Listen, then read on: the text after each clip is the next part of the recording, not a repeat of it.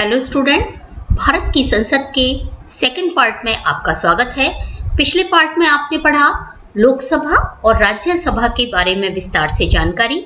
Students, आज हम जानेंगे भारत की संसद की अवधि, सदस्यों की योग्यताएं, अयोग्यताएं और अन्य सभी बातें। तो चलते हैं आज के वीडियो में। लोकसभा के सबसे पहले हम लोकसभा राज्यसभा की अवधि की बात करते हैं, यानी अवधि, कार्यकाल।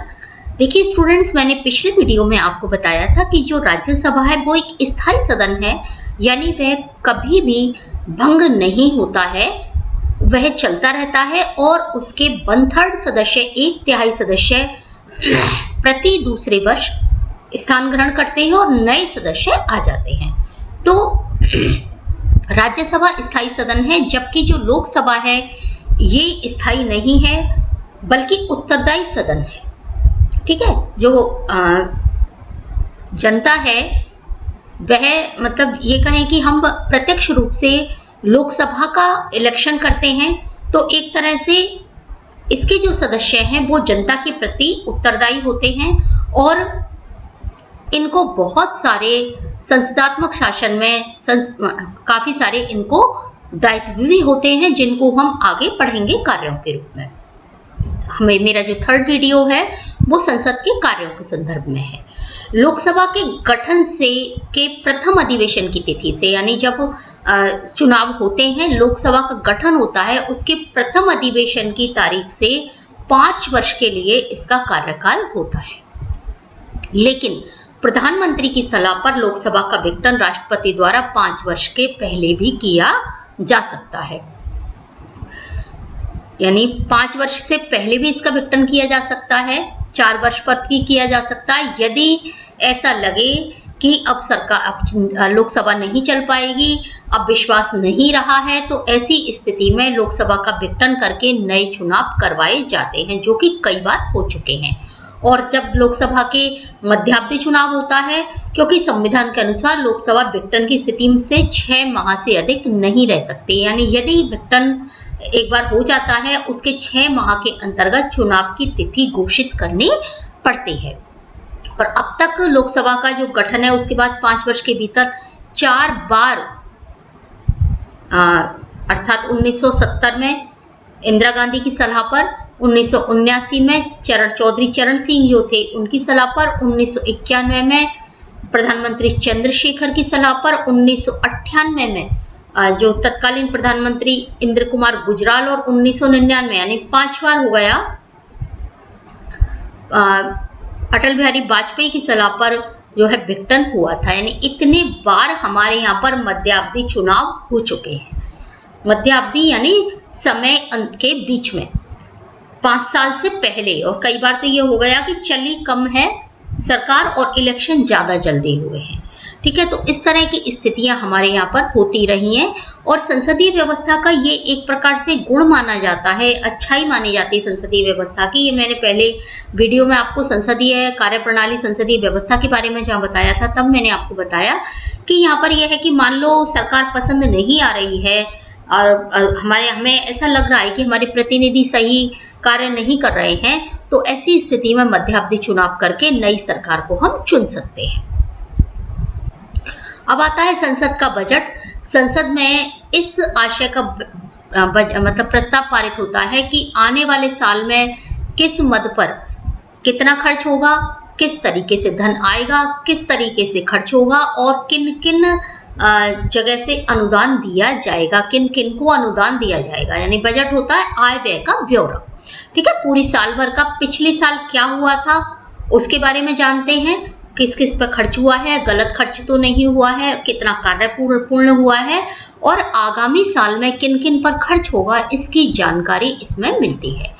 कोई भी कर लगाने, कोई भी खर्चा करने से पहले संसद की मंजूरी, संसद की रजामंदी आवश्यक होती है, क्योंकि संसद ही जनता का प्रतिनिधित्व करती है, विशेष रूप से लोकसभा। जैसे मैंने बताया कि लोकसभा के जो इलेक्शन होते हैं वो हम खुद उनमें वोट डालने जाते हैं, तो इसलिए संसद की स्वीकृति यानी लोकसभा की स्वीकृति प्रत्येक पैसे की आवश्यक है, क्योंकि पैसा जनता का होता है और हर वर्ष इस मंजूरी को लेने के लिए ही हर वर्ष एक बजट यानी आमदनी का जो लेखा जोखा होता है वो संसद में पेश होता है। देखिए, राज्यों का राज्यों में पेश होता है और केंद्र का केंद्र में पेश होता है।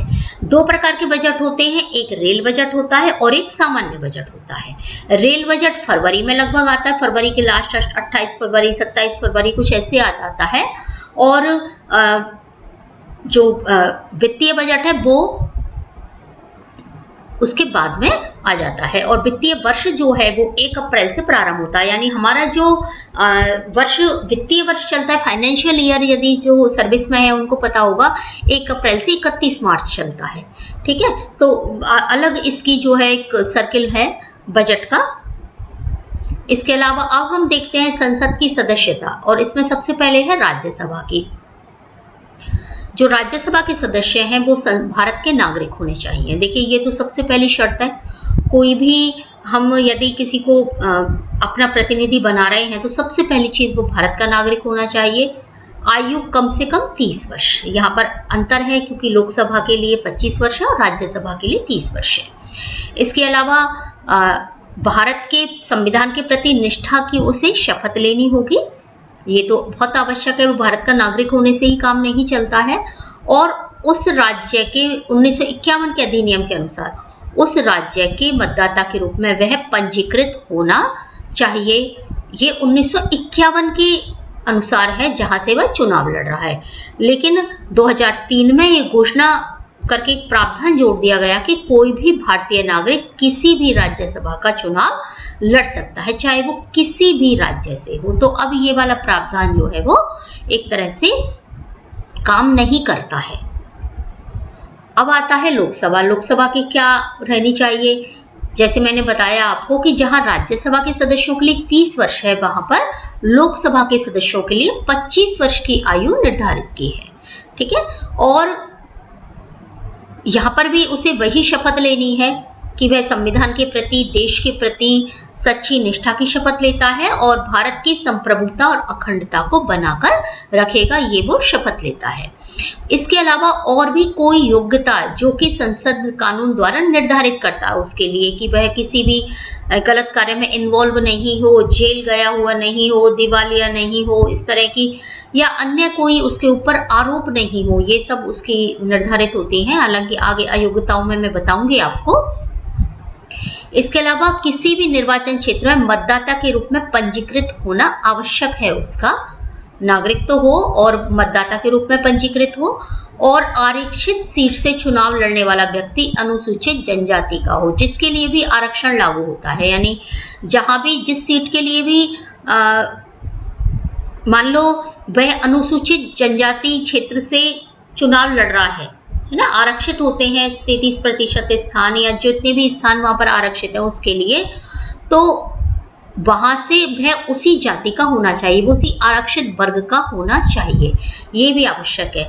स्टूडेंट्स, एक और है कि महिलाओं के लिए भी आरक्षण की बात लगभग तय हो गई है अब कि 33% आरक्षण महिलाओं को भी अब संसद में दिया जाएगा। तो ये विधेयक वैसे लगभग पास हो गया है, पूरी तरह से तो नहीं, अभी चल रहा है इसका, लेकिन फिर भी संभवतः ये विधेयक आगे एक नया इतिहास रचेगा। तो इस तरह के अभी परिवर्तन अभी हमारे यहाँ पर होने वाला है। अब आते हैं हम अयोग्यताओं पर कि अब क्या क्या अयोग्यताएं हैं सदस्यों के, लोकसभा के या राज्यसभा के सदस्य जो है किन किन आधार पर मेंबर नहीं बन सकते हैं। यदि वह केंद्र या राज्य सरकार के तहत लाभ का कोई पद धारण करते हैं, यहाँ पर कोई यदि मंत्री और या संसद द्वारा कोई छूट यदि प्राप्त है तो उस बात को छोड़ सकते हैं।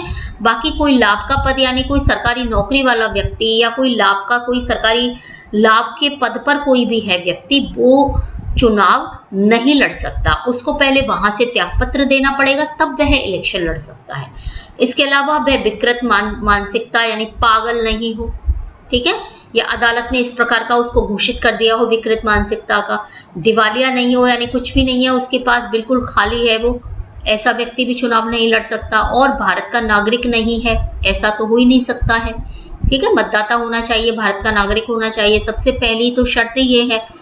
इसके अलावा संसद ने के किसी भी कानून के तहत अयोग्य नहीं है वो, यदि वो अयोग्य है संसद के किसी कानून के तहत तो वह चुनाव नहीं लड़ सकता। और जो 1951 का जन प्रतिनिधित्व अधिनियम है, जिसके तहत उसे कई बातों के आधार पर अयोग्य घोषित किया जा सकता है, उसके तहत भी वो अयोग्य घोषित नहीं हो स्टूडेंट्स। तो ये सब अयोग्यताएं हैं, यानी कोई भी व्यक्ति योग्यता तो धारण करता ही हो लेकिन वो अयोग्य भी नहीं हो, अन्य ये योग्यताएं तो हो लेकिन अन्य किन्हीं वजह से यदि वह अयोग्य है तो वह राज्यसभा या लोकसभा का इलेक्शन नहीं लड़ सकता। तो स्टूडेंट्स, आपने इस वीडियो में कुछ बातें सीखी, जैसे कि क्या कार्यकाल है लोकसभा राज्यसभा के, दूसरा बजट, दो प्रकार के बजट होते हैं, एक आम बजट और दूसरा रेल बजट। आम बजट में पूरी लेखा जोखा होता है, पिछले साल सरकार ने किन किन पर खर्च करा और किस किस पर उसका आय होगी, कहाँ कहाँ से, और आगामी बजट में कैसे कैसे खर्च होगा और कहाँ कहाँ से आय होगी। ठीक है। इसके अलावा राज्यसभा और लोकसभा के सदस्यों की योग्यताएं, किन किन आधारों पर वो योग्य माने जाएंगे, और इसके साथ ही अयोग्यताएं।